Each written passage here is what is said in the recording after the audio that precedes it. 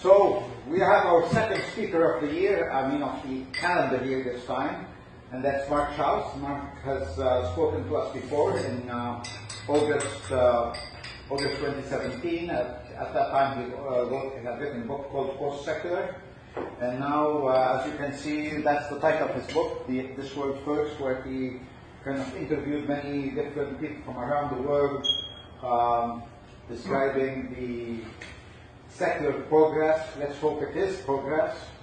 And some of the interviews are from places that I'm really interested in. So there you go. I think maybe it's time for you to start, Marc.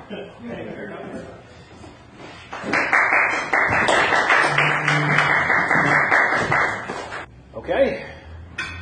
All right. Well, hello again, Halton Peel Humanists. It's good to be back and see everybody again, and thank you very much for having me back for a second time. If I'd known that George was going to buy me a beer every time I came here, I probably would have lobbied to come back a whole lot sooner than right now.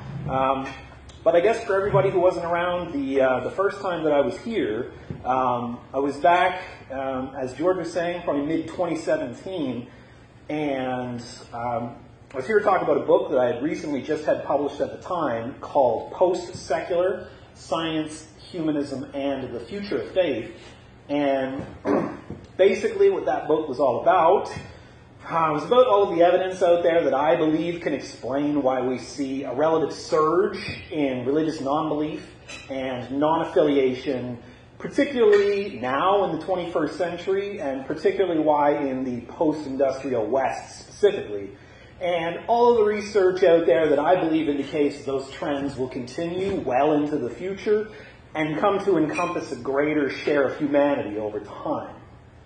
So why I'm here now is that I've been working on a new book ever since then, and even while writing that one, in which I had been doing a lot of talking with pro-secular groups and humanist groups, all around Canada and U.S. and basically all around the world, anywhere where I could get, like English-speaking responses, to try and gauge maybe how far along that thesis of increasing influence of religious non-belief was getting, and try and get to the bottom of what the hurdles are that are kind of stopping it from being more prevalent and gaining more market share, I suppose, in the marketplace of ideas, and basically just trying to understand what kind of initiatives and programs that groups all around the world, pro-secular and humanist ones, have ongoing to address those potential barriers.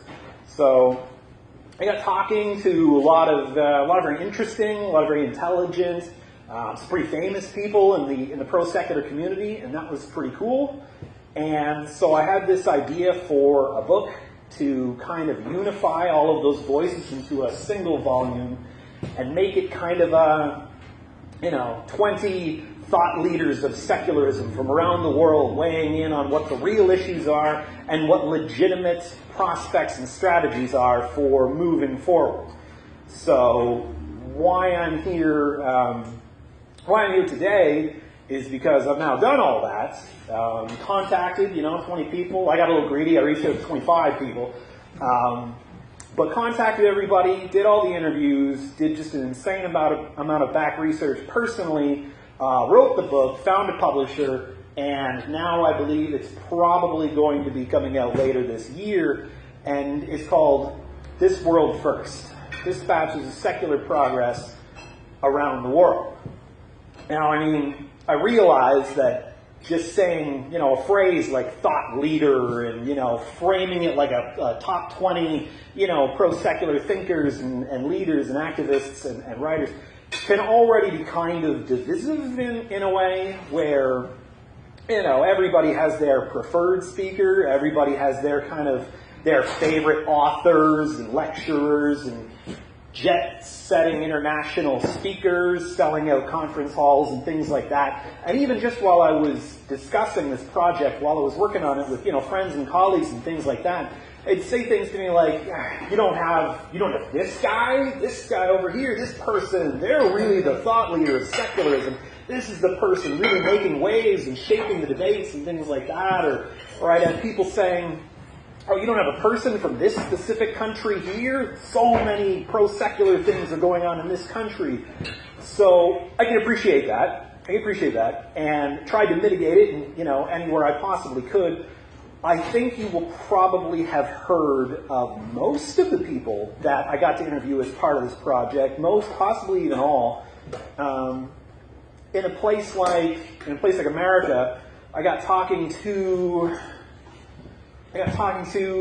American Humanist Association President Rebecca Hale, best-selling author and sociologist of secularism Phil Zuckerman, co-founder of the Ex-Muslims of North America group Sarah Haider, co-president of the Freedom from Religion Foundation Dan Barker, founder and president of Black Nonbelievers Mandy's Thomas, author of more religious theory and secular theory books than I can even count, Anthony Pinn.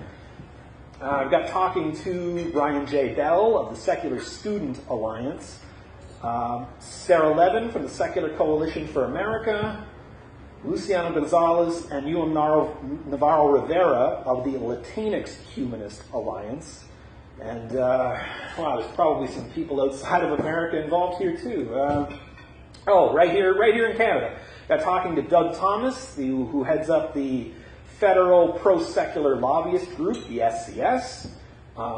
In the UK, I got talking to Andrew Copson, who is the Chief Executive of Humanists UK and also the President of what I would have to figure is the premier international group for humanists, Humanists International.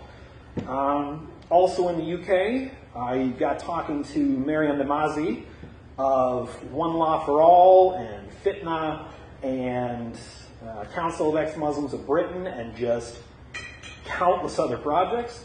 I'm talking to some people in Africa, the founder of the Nigerian humanist movement, Leo Igwe, George Ongier from CFI Kenya, had some contributors from Central and South America, one over in the Philippines and Asia, and Swiss Yemeni author and associate professor, Ella Mania, who writes about extremist Islamist politics, where we're generally more familiar with the extremist Islamist fighters, like people in ISIS, right? Where she kind of writes about the, more kind of secretive, subversive people who want to play by the books but secretly have an agenda to change a society, and also writes about women's rights in Muslim-majority countries. And as I was describing this project to George, I believe his very first question was, Mark, who is your contributor from Egypt? And I had to say, sorry, George, nobody, right? Like, I don't have anybody from Egypt. And I just learned yesterday, Ella Mania, I believe, was in fact born in Egypt. So I technically do, in fact, have a contributor. Okay. So, in listing off those people, the immediate takeaway from that is, more or less the kind of dearth of contributors that we have from particular areas of the world. And I tried really hard to get a specific contributor in Pakistan. And why I believe that I ran into a little more difficulty there was just that there's an added dynamic of danger in terms of being a loud and proud kind of non-believer in that part of the world. And they are loud and proud, but there's also kind of an added dynamic of being part of a project that's international in scope and actively wanting to further values of non-belief, where if you live in a really religiously conservative country where state authority is very tethered to religious authority, values of non-belief absolutely just look like counterculture there. They're a threat to the power and privilege of people who count on everyone in that social group believing that religious authority actually means something.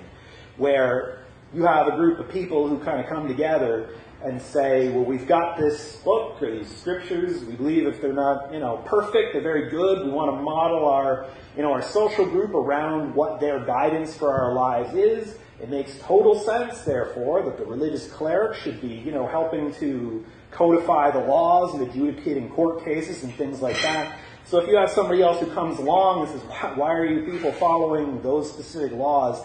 that looks like a direct threat to the power and privileged access to, say, capital and tax exemptions and things like that for people in positions of power. And there's another added dynamic of this project where I'll actually be sharing all of the author's revenue with the kind of top 20 organizations that were involved. So, I mean, which is pretty cool. In terms of anybody who actually buys a copy of the book, you will indirectly be contributing to furthering secular values around the world, something I was really passionate about myself. But it does add another layer of danger for people in religiously conservative countries where then, at that point, you're not only being loud and proud about your non-belief, and you're part of like an international kind of effort to promote that. Not only that, but you're then kind of receiving foreign aid to do that. And it just, I believe, probably lit up just red flag signs for any potential contributors I had in that country specifically. And I mean, I tried to wrap my head around how that would work if I was one of the people who was not in a position of authority, but just, you know, one of the people maybe doing the social shunning after that people who are loud and proud about non-belief see. And I was really trying to get myself into that headspace, and I was thinking, okay, like what if an extremist religious group set up shop right across the street, and they weren't necessarily breaking any laws, but their main message was, why are you all following Canadian law? It's not legitimate anyway. It's not God's law. Why are you following any of the laws? I'm sure you would kind of look at that with at least a little bit of suspicion and negative animus where you'd think, I don't want my kids listening to that. I mean, they're already rebellious enough. They already don't like the government. They're not necessarily cognitively equipped to make cosmic lifestyle decisions. And then you learned that that group was also receiving foreign aid from overseas, right? You'd be like, oh, God, that's never going to go away. That's fantastic. So, I mean, I was trying to understand it. But anyway, neither here nor there. So I tried to get a contributor from Pakistan, and I tried to get a contributor from India specifically, where Hindu nationalism is kind of one of the hot-button international secular issues. And that one, I believe, I ran into more difficulties just because of scheduling, things like that. I was really swinging for the fences on that one. And I mean, I'm already talking to some pretty famous people, but that one just did not work out in terms of trying to book months and months and months in advance and also trying to meet a publishing deadline, that sort of thing. Very unfortunate, however, for the people who were involved in contributing some insight to the project, and in terms of just the inhuman amount of research that I did after that, I believe we cover pretty well all of the kind of hot-button issues in terms of secular issues worldwide. So, big take-homes, I guess, from the project in terms of coming away from it now. Got a lot of secular issues out there around the world. Some of them are very uniquely kind of regional issues, where in terms of how the kind of cultural milieu and the social fabric of a place like the U.S. is set up, they've got some very particular kinds of secular issues that they work on there, and just how they say the UK government is set up. They have some particular secular battles that they're fighting over there, and how the Arab world is kind of set up. There's some very particular, very regional secular issues there. We also have some basically global and systemic and just, planet-wide secular issues that face non-believers everywhere that pretty well every group is kind of working on. But then we also have, it was impossible for me not to notice while conducting all this research and doing all the interviews that when religious politics take over and the more they kind of gain a hold of the country in question, specific demographics of people tend to disproportionately be disadvantaged relative to everyone else. Where in terms of, if you do have that situation where you have a group of people coming together and they say, well, we've got these documents, we believe that they're, if not perfect, they're very good, we want to model our society around these scriptures. Generally, the case has been that a man has probably written those scriptures, probably a fairly misogynistic man, and by today's standards, probably not a very enlightened man. So generally, the more religious a social group gets, and the more literally and seriously they take the documents on which they kind of run their society, women instantly suffer in terms of just subservient legal status, ethnic minority status groups who are not necessarily the stars of the literature in question for the social group in question, and people who have sexual orientations that are kind of prescribed against in the book disproportionately suffer on scopes and magnitudes that are hard to convey just with mere statistics. But when I was reading these kind of international headlines day after day of these very specific demographics just suffering under religious politics, I mean, when you look at, say, the countries around the world that are the most secular and countries are doing very well for themselves, generally, I mean, women's rights are doing very good. Generally, they're very liberal societies, so there's far less racial animus. Generally, these are kind of the first societies that came around to legalizing gay marriage and things like that. But then you also have, say, the most religious places on earth where, you know, large percentages of the population claim to be very religious. Places like Bangladesh and Niger and Somalia. These are some of the worst places on earth for women and racial minority status groups, whatever they may be in those countries, and for gays to live. So, I mean, in terms of how that contextualized, just reading headlines day after day of these demographic suffering and going back historically and seeing the same kinds of stories just reverberating back as far as I dared to go back into history. I mean, it's very humbling for the secular issues that we believe are important, where, I mean, here in Canada, in Ontario, I mean, we non-believers are not doing too badly, right? Where I'll go to Doug Thomas and say, Doug, what are the big issues? What are we working on here, right? And I'll hear, you know, there's still God in our national anthem, right? We're, you know, imploring him to keep our land glorious and free, right? And that's kind of silly. And, you know, we are still expected to dole out a portion of our tax funds to help fund faith schools that still demonstrably discriminate against students who don't particularly hold those views, and have absolutely been some high-profile cases of them discriminating against teachers who don't hold that views. So that's ridiculous, and I would much rather not be spending any money on that whatsoever. And we still give out religious exemptions, say, in this country, even in this province, to specific faith groups to kind of skirt laws that everyone else has to follow.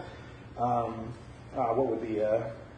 the Sikhs and motorcycle helmets was one of the more recent religious exemptions, where if I want to go outside and ride a motorcycle around, I've legally got to have a helmet on, but now the Ford government tells us that Sikhs don't have to follow that law because they've got the religious headgear on, so don't have to wear a helmet legally, right? Which is obviously ridiculous. I mean, obviously they've never heard of, say, my deeply held religious belief that we should all just have equal liberties under the law, right? So, I mean, those are things that we're working on, and those are things that pro-secularists kind of care about, believing that everyone should have equal rights and not necessarily funding privileged creation accounts from Christianity in schools to essentially be indoctrination centers. But in terms of human suffering, we don't really suffer that badly here. But I mean, in terms of when I'm going through headlines day after day, and I can pull out, you know, a statistic like just for something like women's rights in, you know, religiously conservative countries, in a place like Sudan, where an estimated 95% of the population adheres to the Maliki school of Islamic thought, where women are not really supposed to get an education. 3/4 of girls don't even make it to public school, primary school, I should say. Or in a place like Christian conservative, you know, Ethiopia, where 2 in every 5 girls are just married off at 15, never even see a school, right? In terms of a place like northern Nigeria, where a conservative Islamic group like Boko Haram can just take girls captive for trying to gain an education, enslave them, right? Just for trying to go to school, right? Or a place like, say, India, where rape occurs reportedly every 20 minutes, where something like marital rape is not even a crime in that country, and it's religiously rationalized why it's not. Just last year, they had a court case go to court in India, where a woman tried to save her husband in court for a case of marital rape, and part of his defense was it's not a crime. And they basically had to just say, yeah, no, it's not, right? I mean, like, at the very least, at the very least, the person presiding over the court was aghast at that possibility and said, God, it's ridiculous that our country does not have a law against that. But I mean, that was kind of the state of how things can be for women's rights when things get religiously rationalized. And we don't even have to go halfway across the world to see trends like those. In terms of something like child marriages, just south of the border in a place like the U.S., I mean, an organization like Girls Not Brides can estimate that between the years of 2000 and 2014, well over 100,000 girls was married off at age 15, right? And the parents get away with doing something like that because they can hide behind, quote, deeply held religious beliefs, where rational, reasonable people try to legislate against something like that. And parents can say, wow, you know, in my religious scripture, there's a character who had a young wife, so therefore it's my deeply held religious belief that I'd be able to, you know, raise my child however I want to raise my child. So, I mean, you see trends moving away from that sort of thing, but I mean, even just as recently as last year, I believe back in May 2018, Maryland was poised to be one of the first states to try and legislate against it, and the amount of religiously rationalized opposition they received was embarrassing. And a practice, like an arcane practice like FGM, female genital mutilation, is kind of rationalized in the same way. And it's hard to legislate against these when people kind of hide behind those religious beliefs to rationalize that behavior.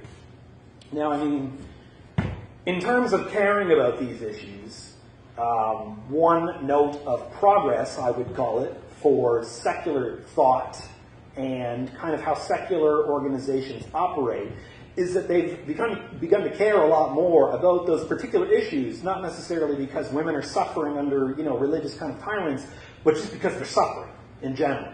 Where now you see far more often a pro-secular group come out against even an advanced pro-secular society like France, come out and say, a woman dies in France 1 every 3 days due to domestic violence. They can come out and say, that's ridiculous, we've got to do something about that. And you see a lot more in terms of privileging just human rights and social justice in terms of caring about how certain demographics are treated. And it's a transition towards caring about social justice issues in a lot of pro-secular organizations, pretty well every pro-secular organization that I see now, that had me thinking about how racial minority status, you know, kind of ethnic groups also seem to suffer the same kinds of things when religious politics really take hold. Now, in terms of talking about secular issues as social justice issues, it's probably not going to be a tough sell for this crowd that we should care probably about what happens to other human beings. But once in a while, I talk to a group of people and I'll get somebody in the crowd who says, whoa, whoa, whoa, I am here to care about keeping religion out of my life and about being kind of a cheerleader for big science, and that's literally all. I don't want to have to care about what happens to, say, a BLM protester or, wage gaps in domestic violence. That's not what I'm specifically here for. And I definitely see pro-secular organizations moving away from that. And this is something I got into talking about with contributor Ryan Bell from the Secular Student Alliance. We were talking about exactly this, where if you want to say you're pro-secular, does that actually mean that you stand for anything, right? Does that actually mean that you're obligated to kind of take a stand against those specific things? And how we were kind of rationalizing it amongst ourselves in this interview was like, okay, well, if you take a look at all of the social groups around the world, the countries that are the most secular, generally they're doing very well for themselves. Generally they're social groups we want to emulate in pretty well almost every way. And you kind of look at the history of how they became that over time, and they didn't necessarily go from super religious to that. They first had to see a certain set of social values kind of be taken up organically by a vast majority of people who live in these countries, and then you kind of see a transition to secularism thereafter. And that's something we can study with world values surveys and things like that, where people kind of take up a certain set of Enlightenment-style social values and then kind of drift towards secularism after that. Things like intrinsic worth for human life. Things like gender equality, sexual emancipation, liberal democracy, scientific rationalism as a primary means for understanding and figuring out the world, when you see vast majorities of people in social groups start to internalize and mainstream those kind of values, you see them almost inexorably drift towards secularism statistically thereafter. Now, I mean, that's data. We have that. And I tried really hard to stump Phil Zuckerman in my talk with him about asking him if he'd ever seen a case that's the total opposite of that. A case where you have a society developing along all of those kind of social metrics and then see them become even more religious over time. And he actually had a case because Phil Zuckerman's a genius and it wasn't even America.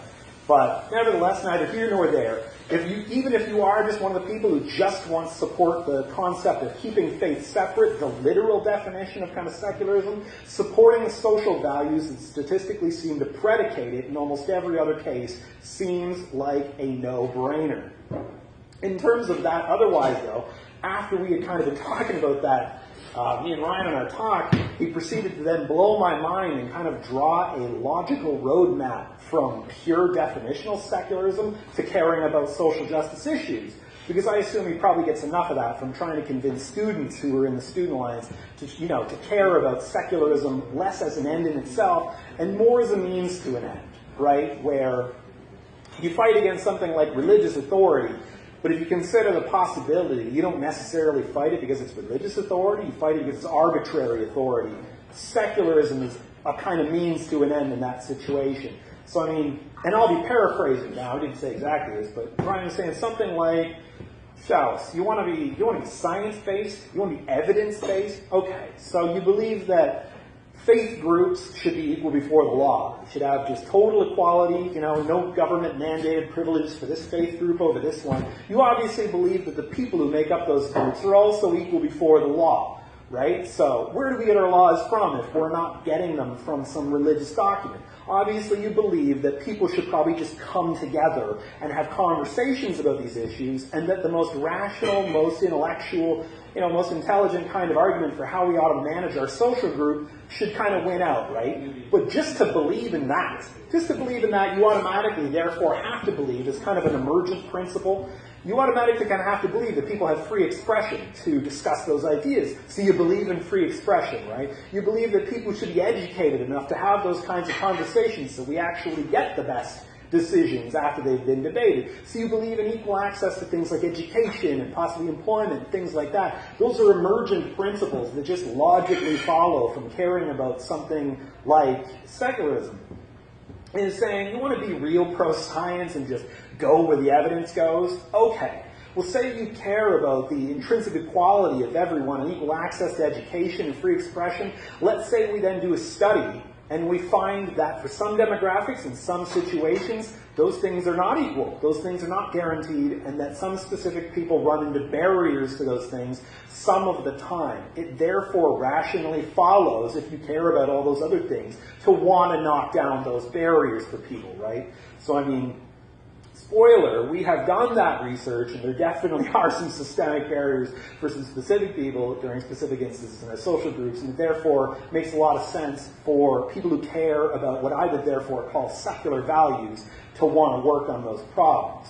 Now, when I say a word like, or a phrase like social justice, in terms of secularism being about social justice issues as secular values, I find that a phrase like that can have a lot of baggage sometimes for people that I'm talking to, depending on how they've come into a concept like social justice, where I just kind of believe that the phrase is about making things equal between everybody and equal liberty, right? And trying to, remedy any cases that are not. But I realize that some people out there have come across a concept like that within the purview of, say, Twitter trolls who are just foaming outrage at everything, right? Or maybe they've heard it discussed within, say, right-wing circles where, talking heads on TV are just status quo apologists that say there are no privileges for anybody. Laws are laws, right? There are no problems. Get over it.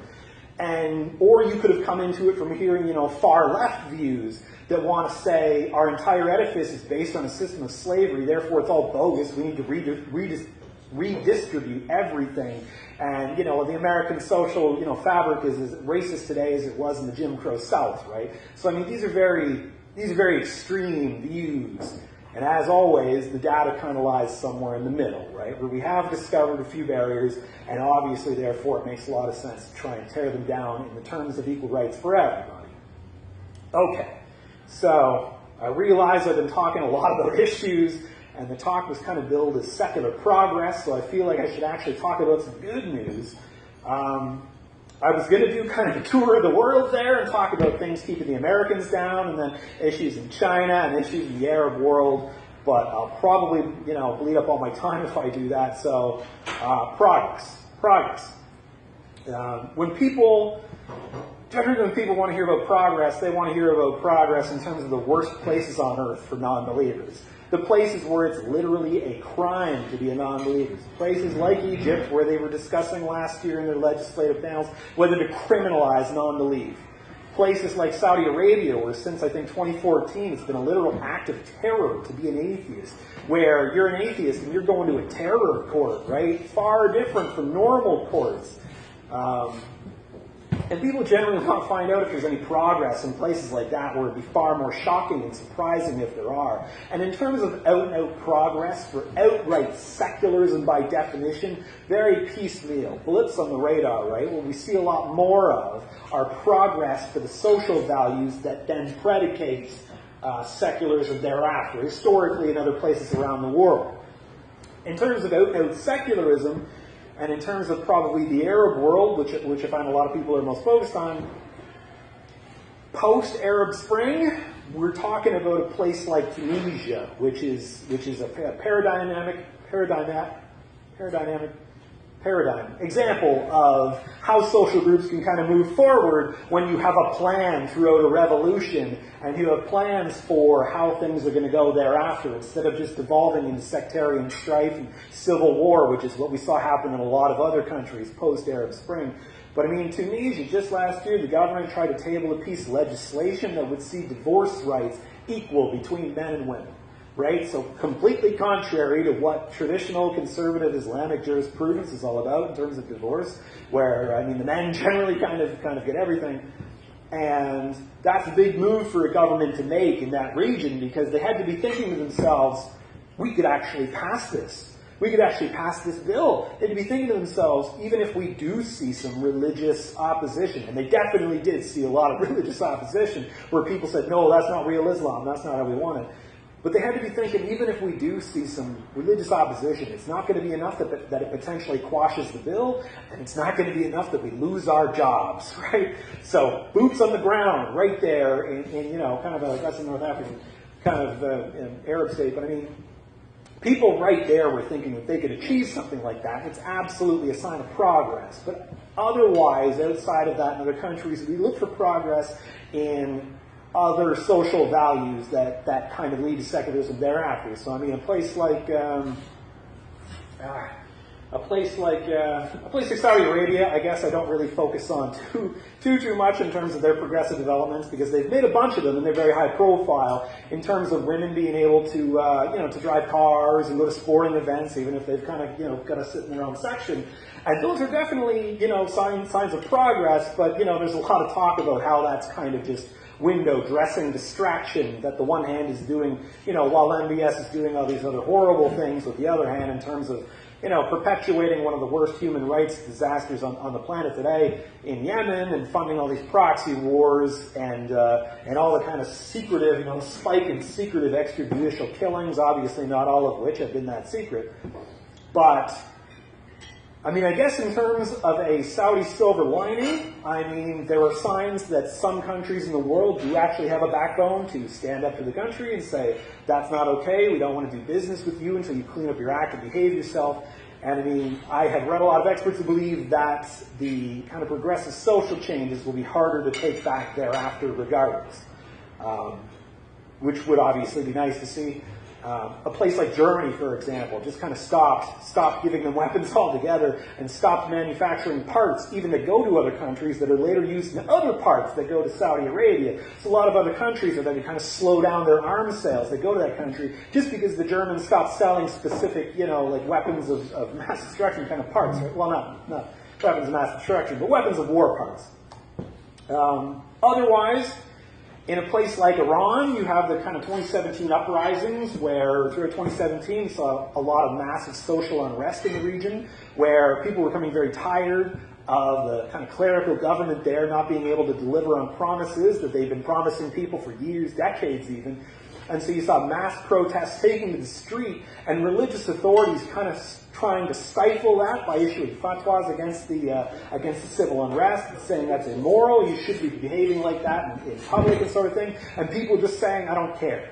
People saying, no, I'm unhappy, and you're going to hear about it, right? And throughout all these civil protests in 2017 uprising, you have women taking off their hijabs and kind of waving them around on sticks like white flags, and they kind of became the de facto kind of symbolism for the uprisings.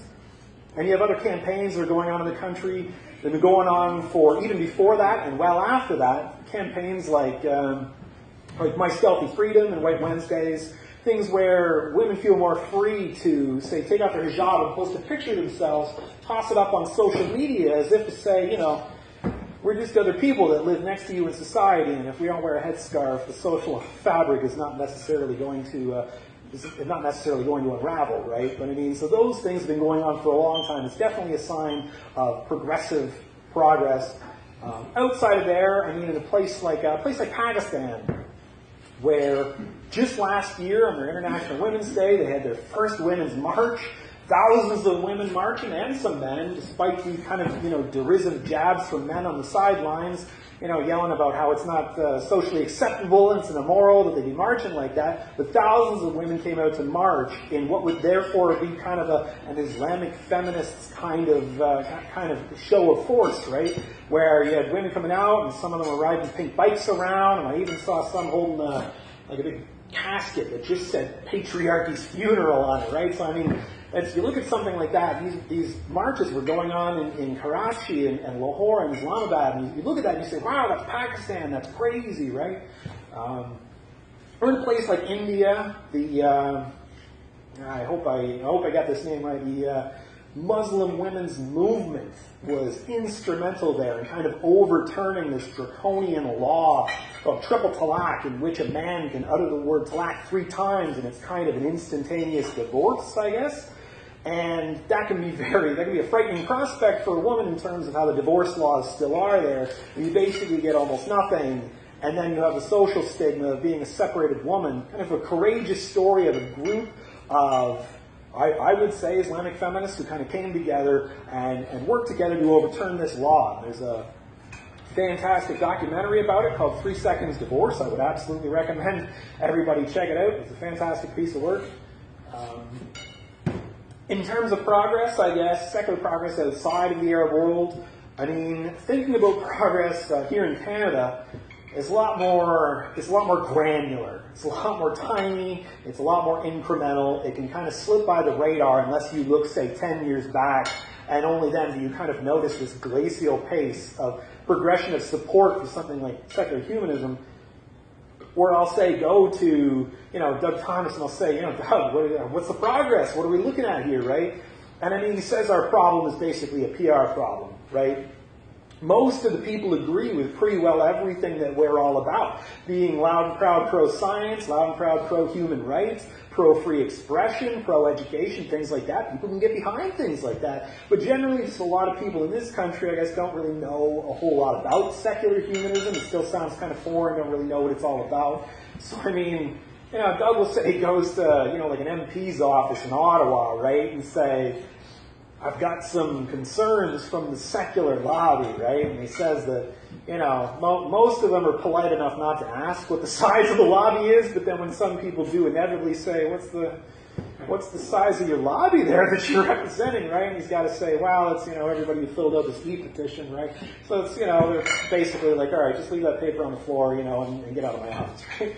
But I mean, in a place like America, secular progress is much more dramatic, much more exciting, because it's much more demonstrable, it's much more visible, right? Where non-believers keep getting more and more numerous every year, and they keep getting younger and younger. There are more and more, with each successive generation that comes out, there's a greater percentage of them that religiously just don't believe in religious ideas and are religiously unaffiliated, right? So that's fantastic. And in terms of kind of relating that part of the book Or I guess the first half is just me talking about issues and bad news, and the second half is me talking about good news and strategies for how to move forward. I kind of tether discussions about America in with strategies that I got from a lot of the kind of American speakers, where I asked everybody a few of the same questions, but people got specific questions depending on what their expertise was. But everybody got one exact question, and that was, what can I do? What can anyone do, literally, right now, to try and further support for secular values? And basically almost everybody inexorably answered the same way: tell them to get involved. Tell them to get involved in their local municipal group, which is what everybody here is doing, and that's fantastic. Tell them to get more involved, if they want, in their kind of provincial or statewide group, their federal group, or even an international group. And in terms of talking about progress and doing that, taking that advice in terms of a strategy in a place like the U.S., I mean, I keep talking about how many more non-believers are, but nowhere is that more evident in what groups can now do with the amassed and aggregated levels of human capital and actual capital that they now have, right? Where you can look at a group that's kind of splintering off and specializing on its own focus, and you can feel much more satisfied putting in your time and effort for a group that's working on what you care about, right? Or, I mean, you can have a group like, say, the American Humanist Association, where to me, they're much more about consolidating communities, where they were looking around and they say, we have an isolated humanist over here and over here and over here. It'd be great if we helped foster that community so people could get together, give them talking points, book club, sign up kind of things, suggest projects, and really give them kind of a banner to get behind. And they've been doing that for a long time now. So you see chapters of the AHA all around the United States. It's very exciting, right? So if you believe that consolidating community, getting people together is the best way forward, you can help fund and donate and spend time with a group that does that kind of thing. I mean, or you've got a group like the Freedom from Religion Foundation, which it's one of my personal favorites.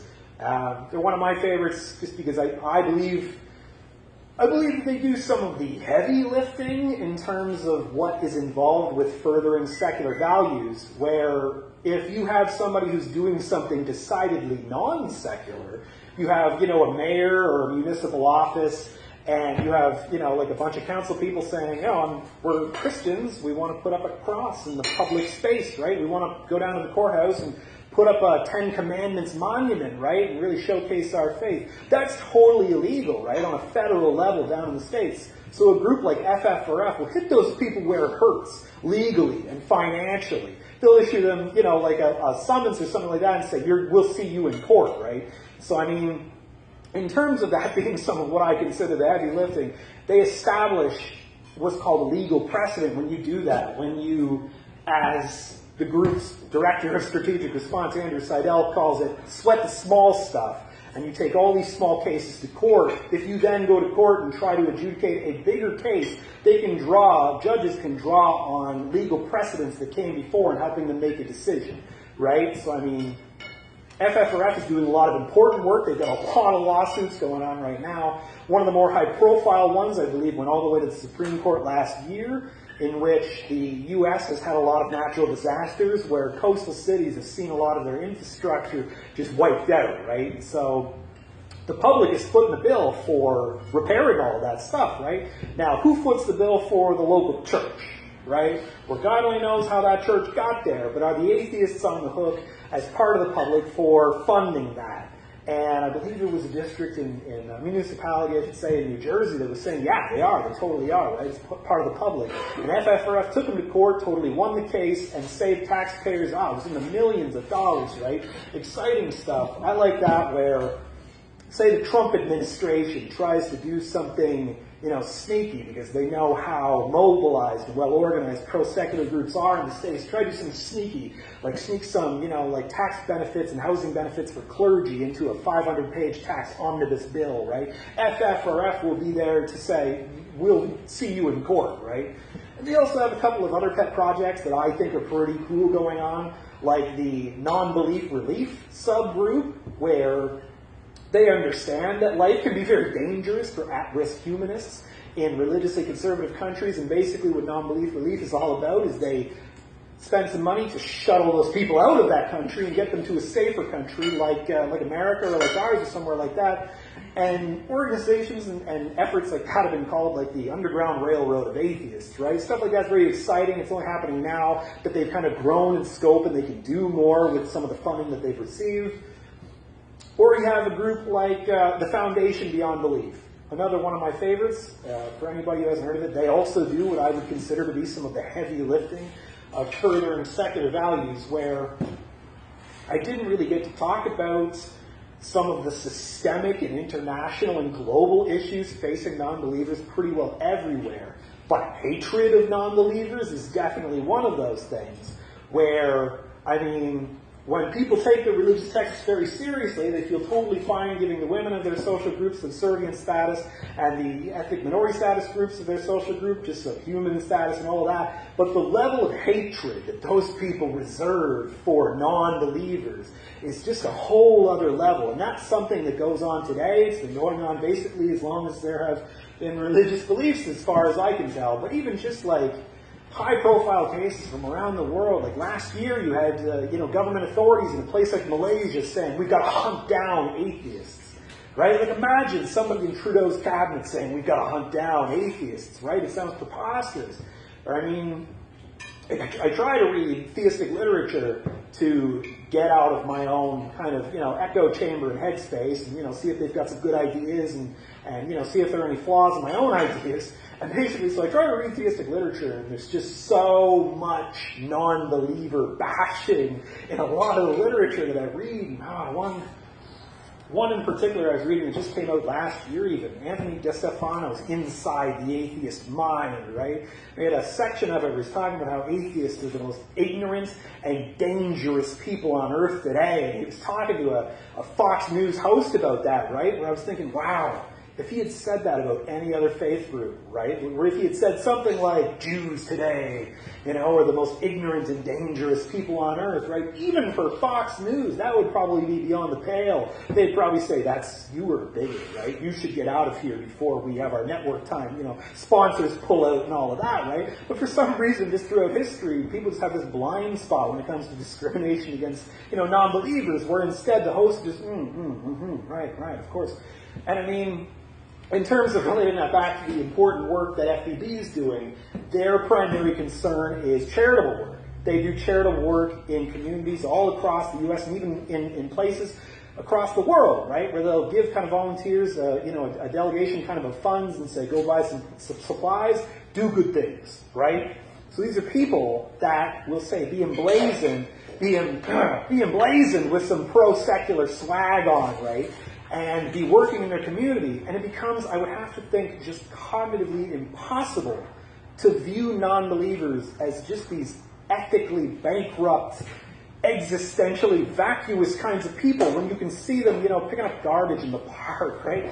See them picking up trash on the side of the road to try and clean up a road, or painting houses or building homes with habitat and doing the literal heavy lifting of putting up drywall in somebody's home, right? They even have like a humanist disaster recovery team that goes in after natural disasters to hand out water and supplies and clothes and things like that. That's really important work in terms of overturning the millennia-long culture war against non-believers and mainstreaming kind of moral acceptance of us just as other human beings, right? So that's important work. So depending on what you really care about the issues that make a difference are, or if you're somebody who just believes more science will really get us forward. A group like CFI, they're absolutely your kind of group. They do a lot of scientific literacy and scientific proficiency, kind of public outreach courses. What do they got going on right now? They, high-profile lawsuit. Just last year, CFI launched a lawsuit against CVS down in the U.S. It's basically like our version of Shoppers up here, where I guess CVS had homeopathic remedies right next to actual remedies, right? Where people would walk into CVS if they wanted, like something to cure them. They'd look at something and, in the real medicine aisle and just be like, wow, salicylic acid, what is that? And look at this thing, all natural, I might take that one, right? So I mean, CFI, Center for Free Inquiry, launched a lawsuit against them, obviously both as kind of a kind of scientific literacy campaign to educate people about homeopathy and its dangers, right? But also as kind of a consumer protection kind of campaign. Okay, I'm probably getting pretty close to the end of my time, I suspect.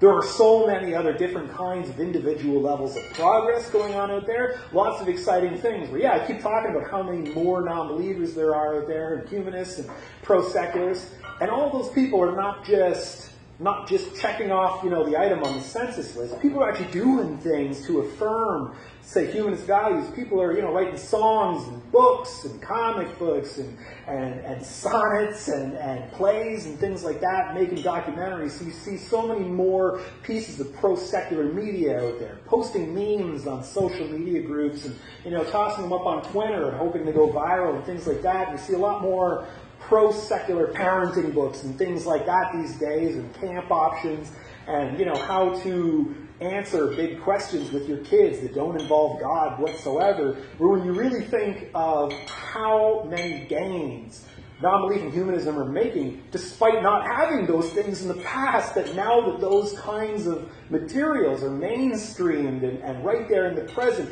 that we could potentially see the effect compound over time, right? There's also a lot of international, exciting projects that are going on I didn't really get a chance to talk about.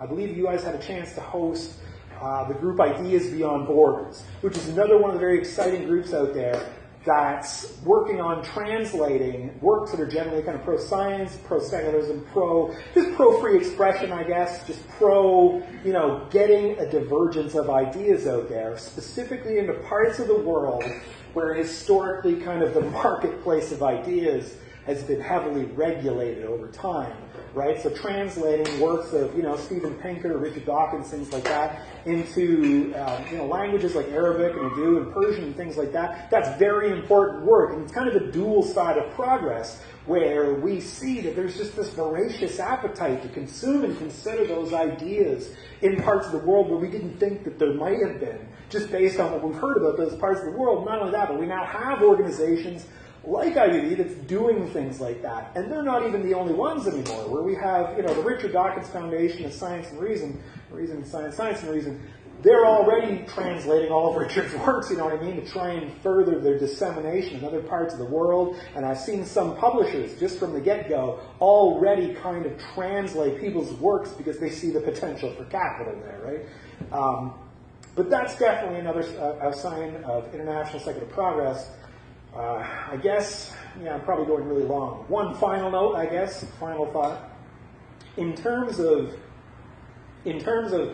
where we're moving towards and what would kind of be a huge milestone, what we would want to kind of shoot for in terms of secular progress is what I see as kind of the holy grail of secular organizing, which is groups of groups coming together to form supergroups to constitute a secular values voting bloc, where politicians actually have to consider, say, oh, God, well, what are the non-believers going to think of this bill, right? Where, the kind of insane 4 a.m. Trump tweets that we get about Christian persecution. Imagine if those insane 4 a.m. Trump tweets were about, how the non-believers are going to think of this, new bill.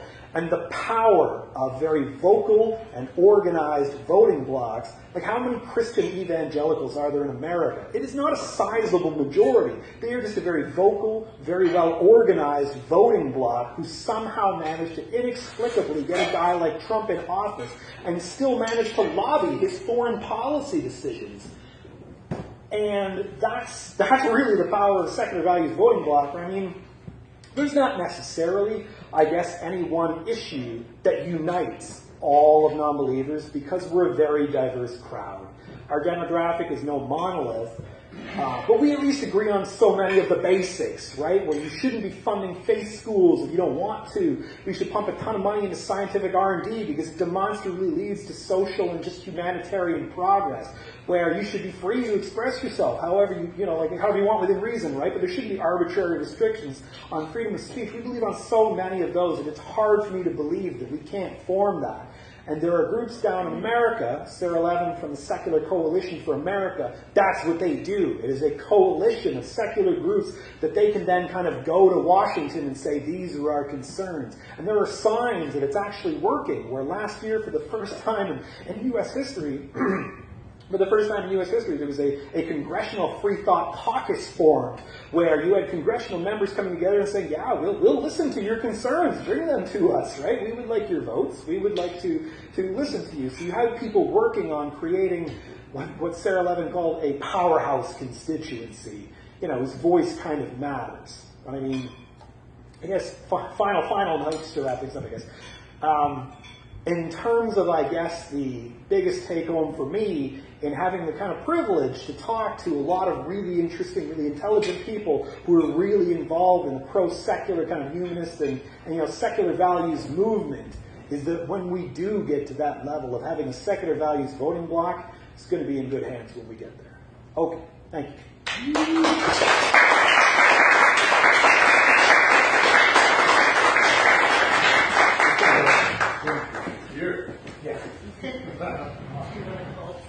Why don't you sit here to take questions, and I'll put the phone here so that it captures some sound from everybody.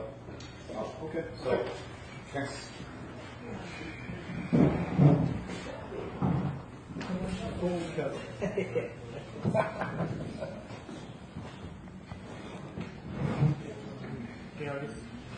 One of the big questions, I think, is money. I mean, talk about like people like Doug Thomas, who's trying to represent us on right. the federal level. I mean, he has very little in funding. Funding is tight. So funding is a concern. Himself with 2 or 3 other helpers.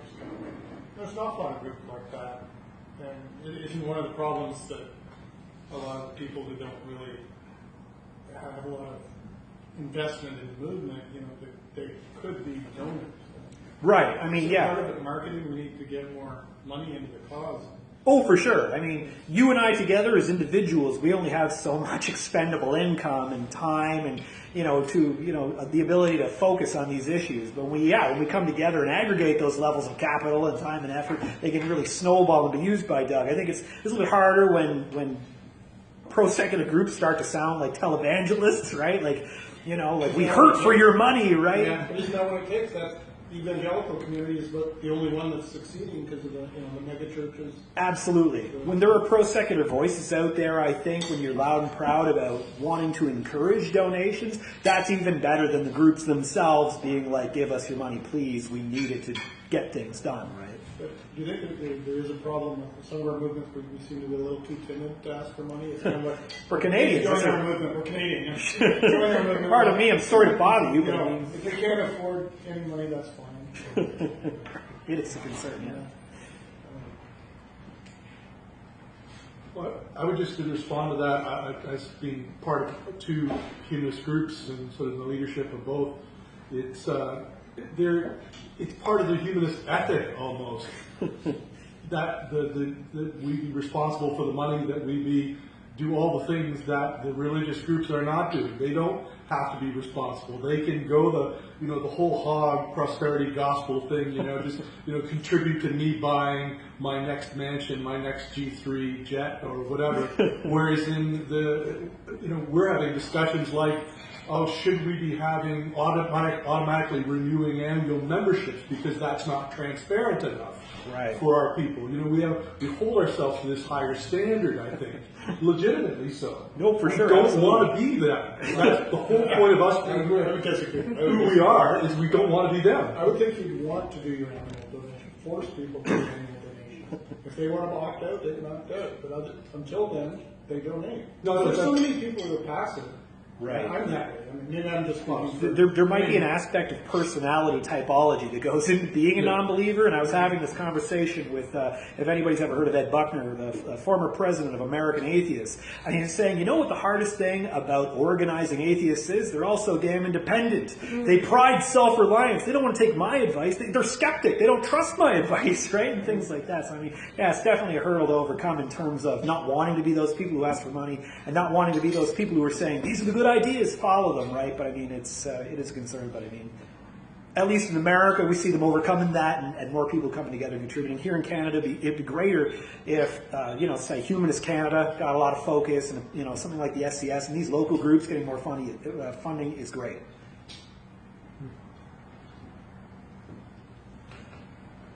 What can we do to bring more women into our groups? Because most of the time when I see these groups, look at all the men and not so many women.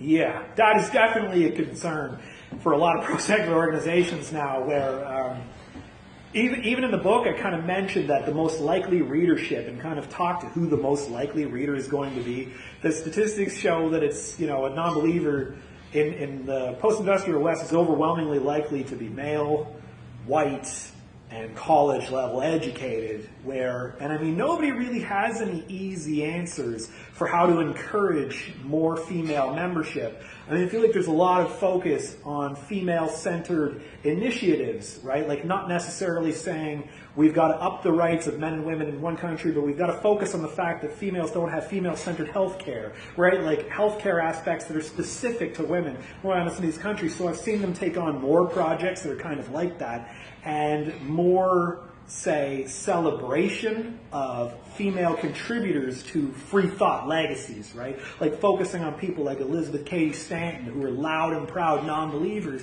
where, say, you may not necessarily know that, but they were just rabid non-believers, right? Things like that.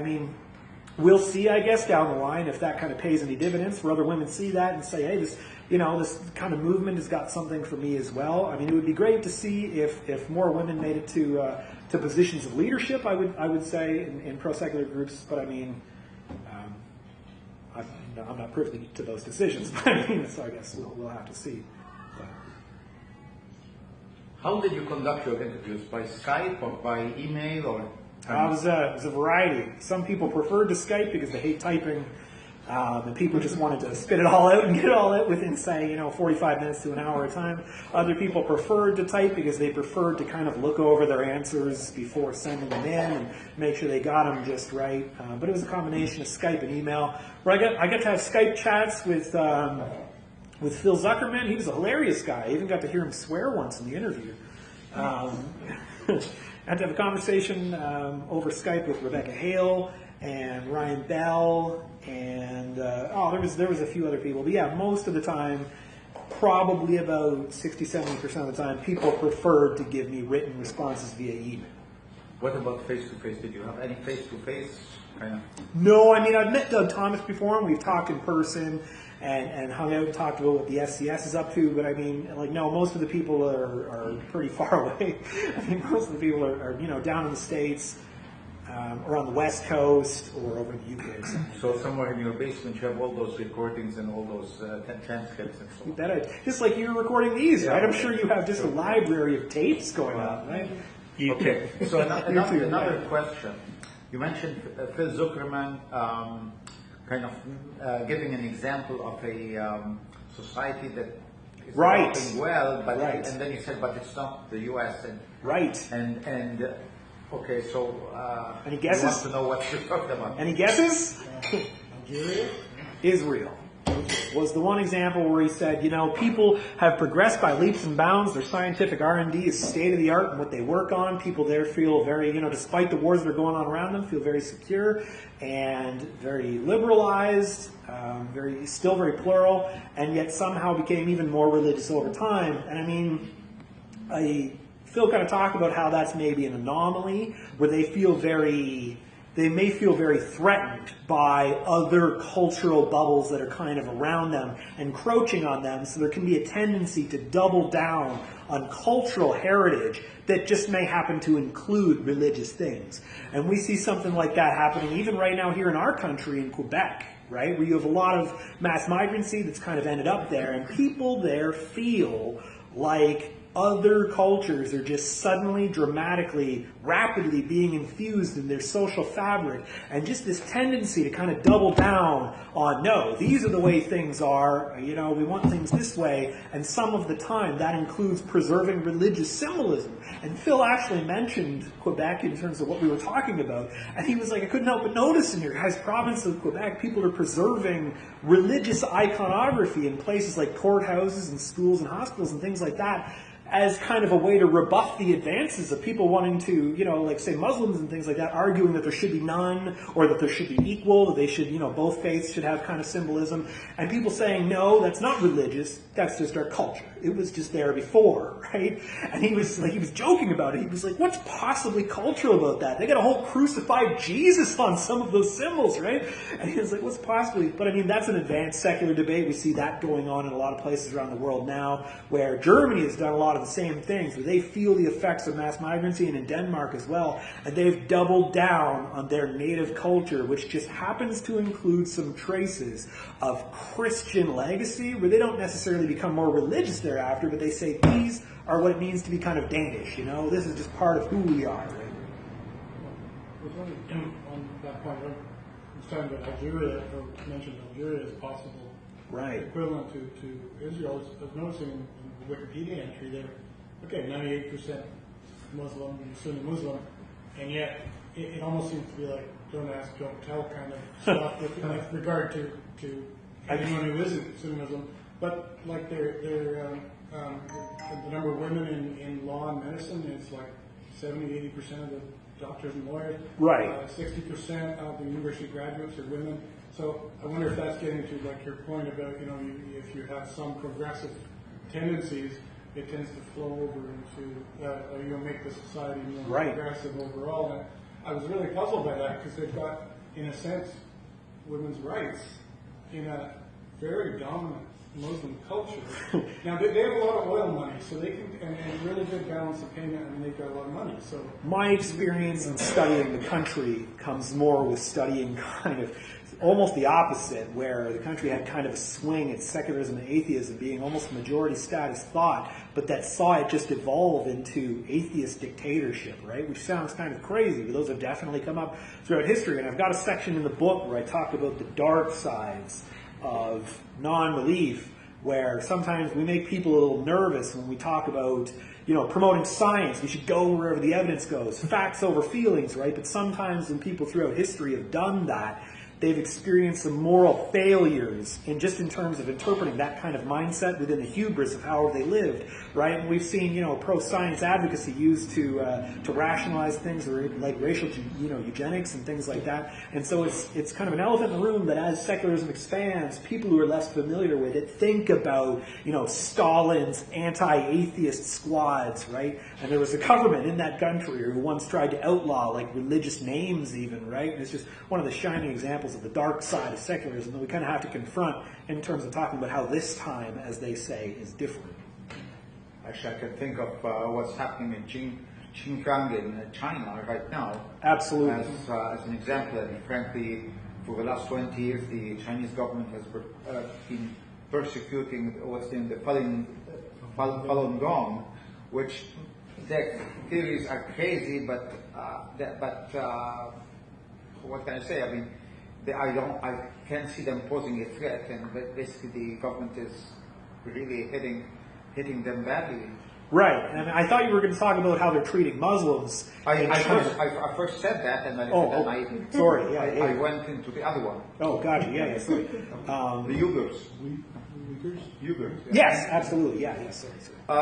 Okay, now I'll go into a different angle and be a devil's advocate on something.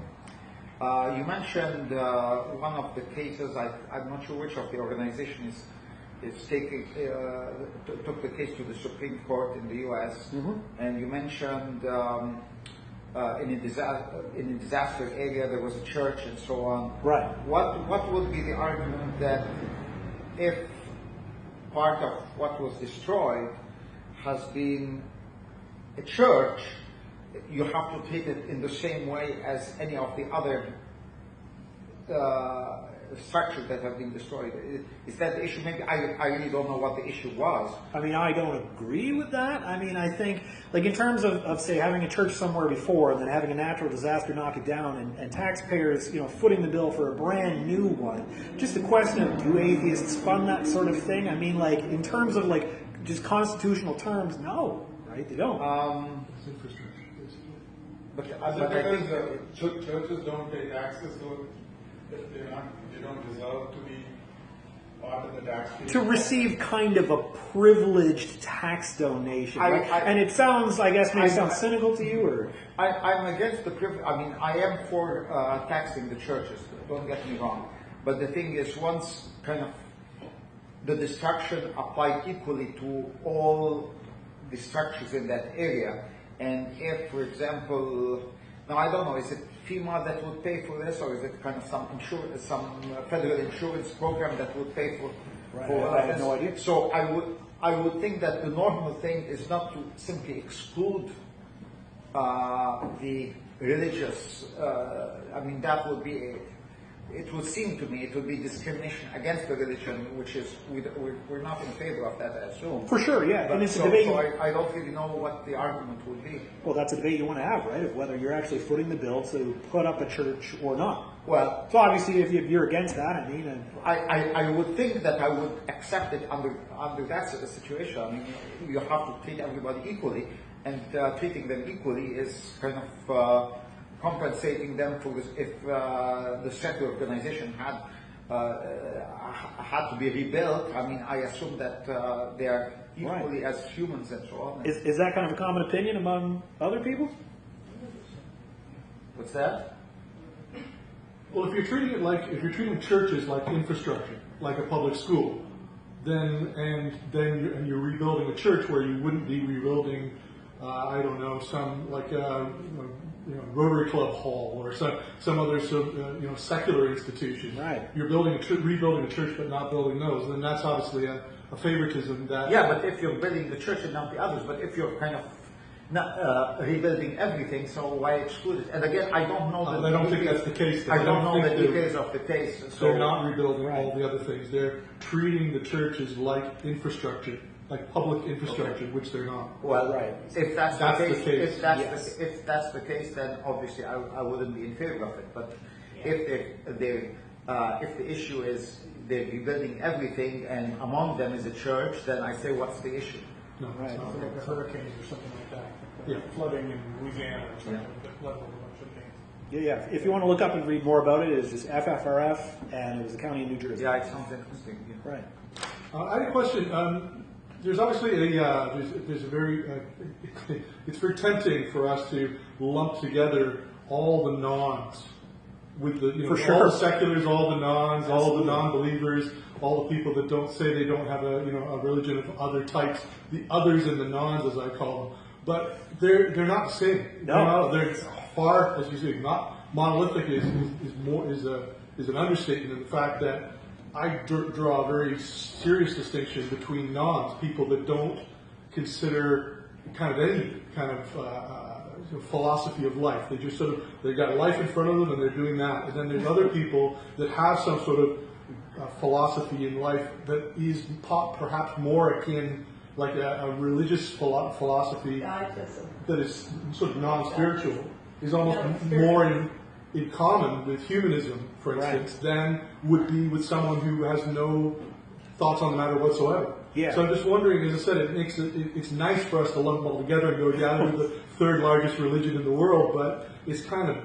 bullshit, really. So do you make any distinction in that between the different parts of secularism and how exactly they're contributing to the cause, so to speak? Right. It's or how to convert one to another? For sure. It's non-believers have been gaining traction so fast that academia is only still catching up to them, right? So we have people studying the sociology of nuns and kind of splintering them down. And I've seen them splinter down into 7 distinct groups based on, what they believe in terms of, higher power and nothing else, religious exegesis and nothing else, right? But I mean, that field is still kind of so new that it's hard to say anything else about where you direct focus or how you kind of, like these people obviously believe in this and these people obviously believe in that. So, I mean, I think it'll take more time. But also, people who ignore, who are religious, sometimes will register as nuns. Like, I was watching this biography of a guy who has this animal sanctuary, and he says, I'm not religious, right? He would probably say, I'm a nun. And yet, on his site, in his animal sanctuary thing, he's got Bible quotes. Right. And he would quoting from the Bible, but he says, I'm not religious. And I mean, that's an issue with trying to study secularism and non-belief around the world, where different people have different definitions of what it is to be, quote, religious. Or say if you go to, like, Japan, where... Nuns are religious people. They believe, like, they're into Jesus Christ, but they just don't have a church they go to. Right. You go to a country where they take, religion is just kind of integrated into the social fabric. A place like Japan, where basically it's like a given that you're going to temple, but are you religious? No, because to them the connotation is like this. You're very into it, right? You believe there are, spirits in literally everything. Kind of a nutcase, right? If you call yourself specifically religious, right? And yet you're going to temple on the, the weekend or something like that. And it's one of those kind of operational definitions where, it does make studying worldwide trends of non-belief a little bit more difficult. There's a fantastic work. Phil Zuckerman had contributed to Nick Gallen and Frank Pasquale's 2016 The Non-Religion, where it's basically my go-to Bible, if as it were, in terms of studying diversity in the non-religious kind of demographic. I would recommend it. I would argue that it's still a useful concept, because before they were nuns, they were, let's say, the flock of another religion. So what happened is that it really means, number one, that there is a trend, and number two, that they would have been followers of something else that politicians would have used to appeal to them. And what they are saying now is that this appeal doesn't work anymore. So, and in answer to what Linda says, I wouldn't really worry too much about somebody using quotes for whatever. It's probably marketing. It's probably in the sense that this zoo or whatever it is in a place where a lot of people are religious, and that's the way of drawing them in. So I wouldn't reach conclusions based on this kind of observation. Right, just labeling yourself as a nun just believes you're not affiliated, right? So if you just don't like how the Catholic Church is running itself, which you couldn't blame anybody for all the massive, sex abuse scandals and things like that, you could see a mass rush of people filling out nun, but they're still very Catholic. They just don't affiliate with the church, right? So it's definitely hard to parse. To add to George's point too, that just the money aspect too, they're not tithing to the Catholic Church, they're spending the money on Netflix. Which is good in the Machiavellian sense. Wow, I don't know. Because they're no longer Netflix was bowing down to, the Crown Prince in Saudi Arabia for pulling content that was not, not acceptable there. So, I mean... Brings up the point about Saudi Arabia. Should we actually, as in this movement, be targeting certain people, like Mr. BS or I discussed this in the book.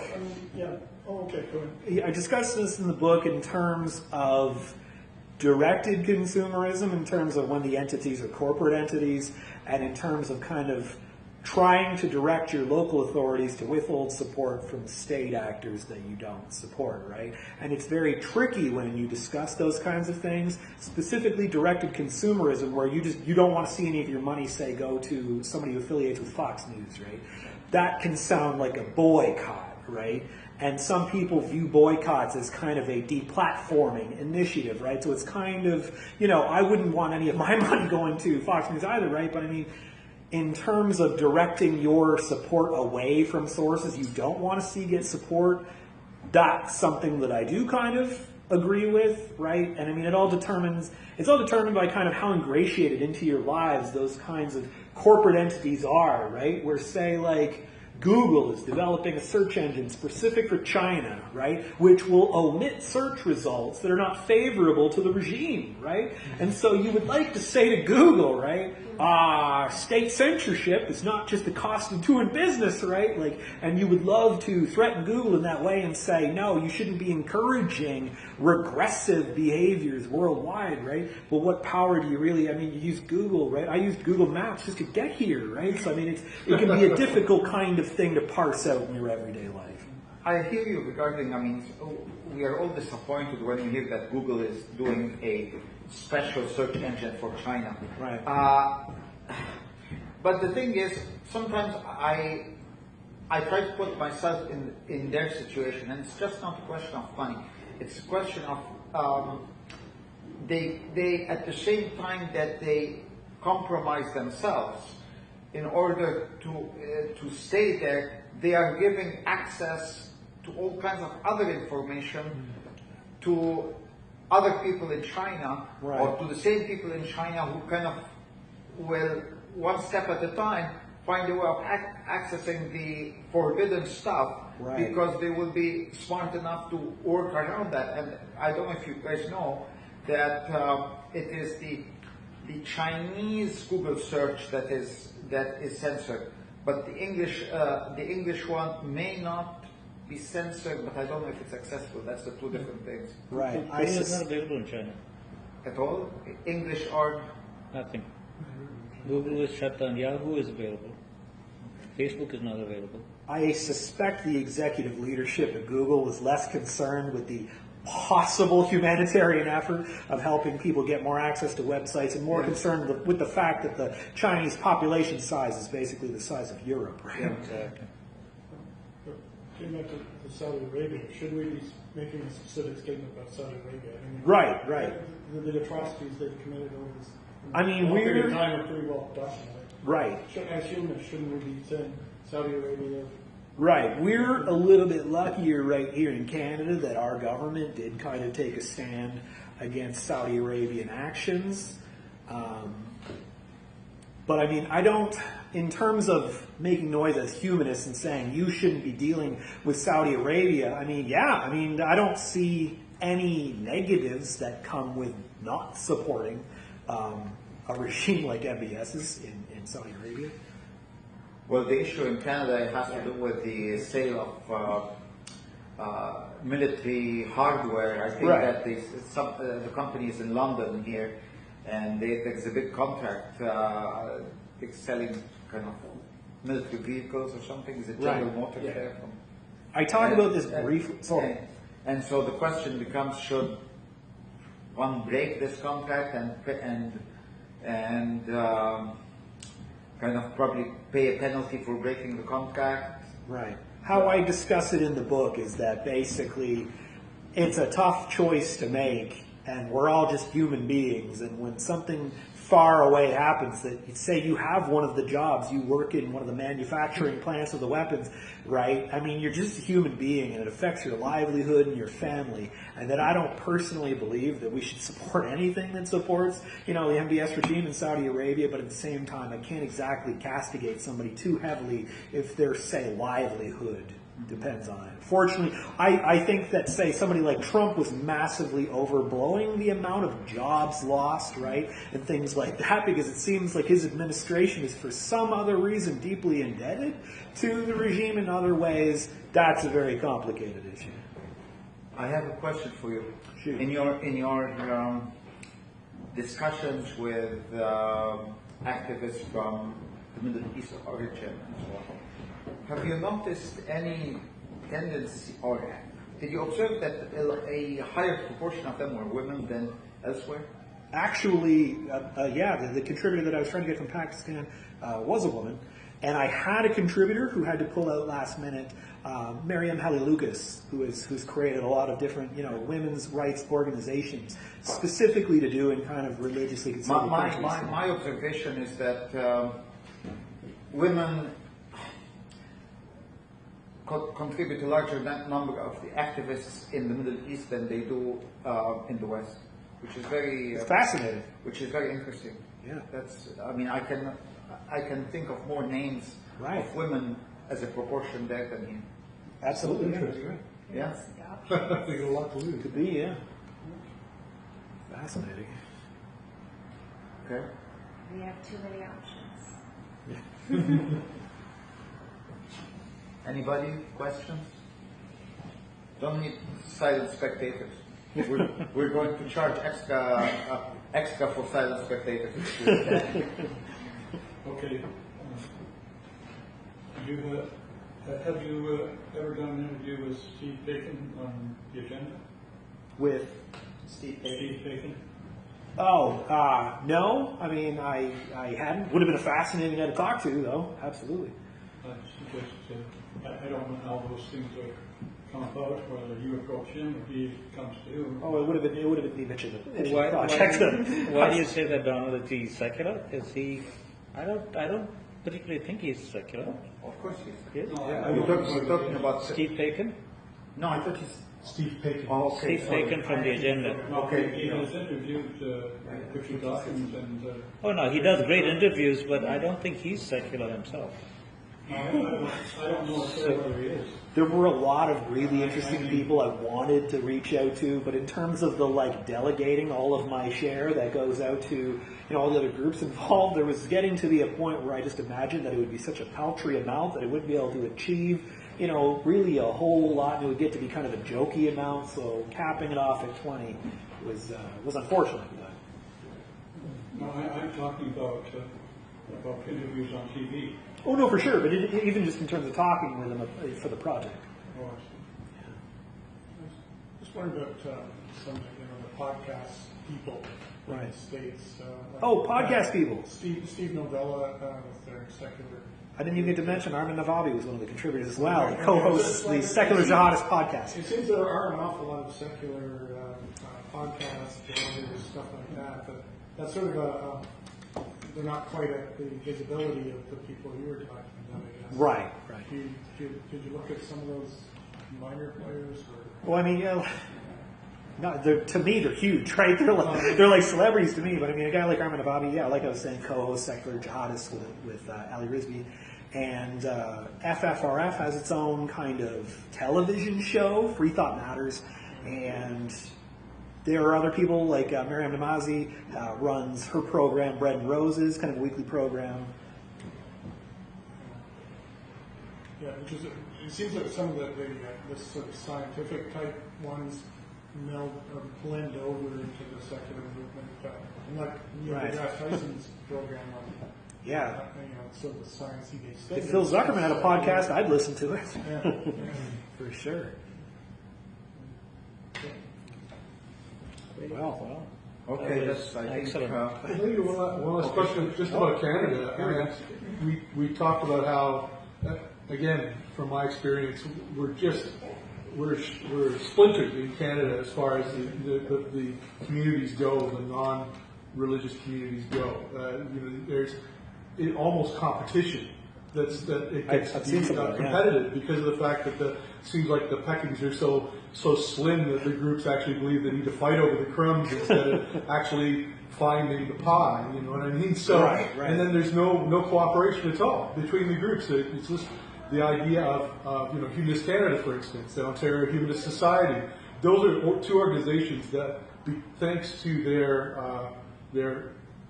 the ability granted to them by the Ontario government for licensing humanist officiates, they're massively funded. They have big bankrolls. They have big pots of money. But they're not spreading it around at all. Like zero. I mean, Ontario Humanist Society has this wonderful thing. If you want to start a local chapter, they'll give you $50, and that's that type of thing. But they're taking in dues from their humanist officiates every year of thousands of dollars, tens of thousands of dollars. I don't know where it's going. I've got a spy at the Ontario Humanist Society. The camera's still running, I think. So I mean, what's that? The camera's still running, I think. Yeah, spies. It's a friend who's going to the AGM, but I want to know what they're doing with their money, frankly. And so, but they, as I said, we don't see them making a lot of effort to actually coalesce in any way, let alone between humanists and straight secularists, or humanists and groups like CFI, or skeptics groups. It all seems to be very splintered. Do you have any idea of, is it the fact that we just don't have enough conflict in Canada? We have it too good that people are just often doing their own thing, and that we're fighting over little issues like whether you've got God in the national anthem or not. It's not one of my pet issues. Right. It's interest to someone, I'm sure. But is that the problem? Do we just don't have a big issue to fight over? I couldn't possibly agree with you more that groups are just kind of splintered and not necessarily sharing resources and information and course materials and things like that. I know that it's something that Humanist Canada is going to be working on doing a little bit more, where I was talking with Martin Frith, who's heavily involved up in kind of the upper echelons of Humanist Canada, and said to me at a talk I gave just this past Canada Day in Toronto, was telling me that's the big issue with Canadian secularism, right? Like, we're too splintered and I want to work on it, right? And there was an open letter that Doug Thomas kind of wrote. Now, I forget where he published it now, but that was his angle too, right? Was that we're too fractured, we're too far, we're too few. We need to just come together. But in terms of efforts to actually do that, I mean, tumbleweeds, right, Craig? I haven't heard of too many initiatives to actually carve that out. But there also seems to be this split between if you want to be politically active and not, this is, well, you can speak to this, but, if you want to be a charity, you can't be too political, and then that's why Doug Thomas went and said, well, I want to be political, but I can't give you the charity receipts, so I just have to take donations. So there's always that tension there between, if you get into activist causes, for sure, are you being political now? And if you are, you have to have a subgroup or a separate group. So automatically you split into two right off the bat, and that's even with people who agree with each other. Yeah, no, you're absolutely right, for sure. Yeah, the CRA definitely hamstrings groups for doing things that are even sort of across all parties political. Whereas they're supposed to be bipartisan political action. They're supposed to be against. But for instance, for Diamond Dignity, they took away their license, their charitable registration a few years ago. It's back now, but not on the same basis they had it in the first place. And that was simply for petitioning the government of the time. So whatever government it happened to be that they were activating, and the CRA took that away. But that was under, Herr Harper, so maybe it'll change a little bit now. I don't know, but anyway.